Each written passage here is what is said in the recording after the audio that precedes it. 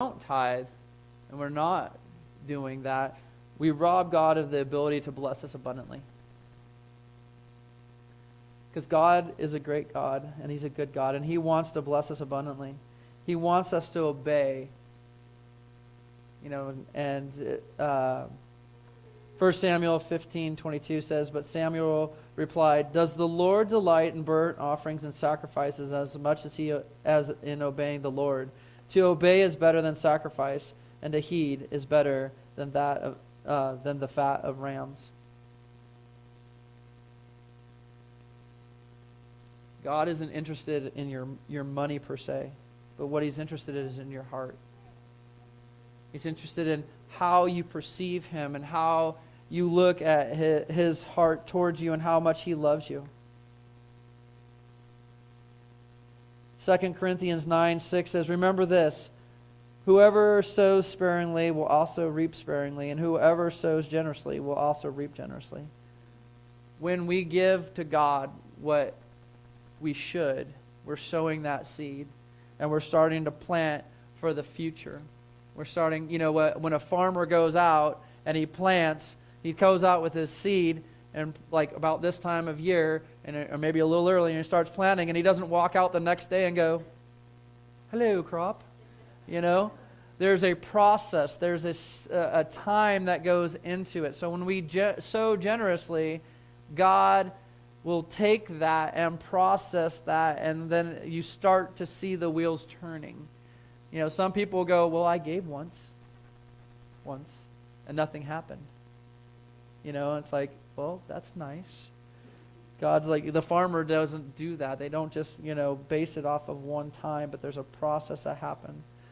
In my life, this was one thing that I struggled with tithing. I grew up in the church, and you hear about tithing and stuff like that. It wasn't patterned.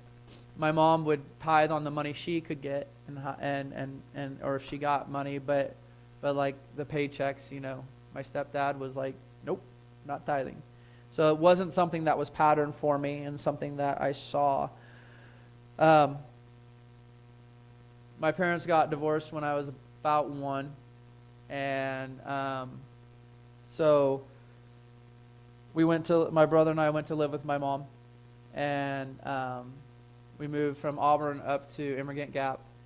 And so as a single mom, my mom started working at Nyack.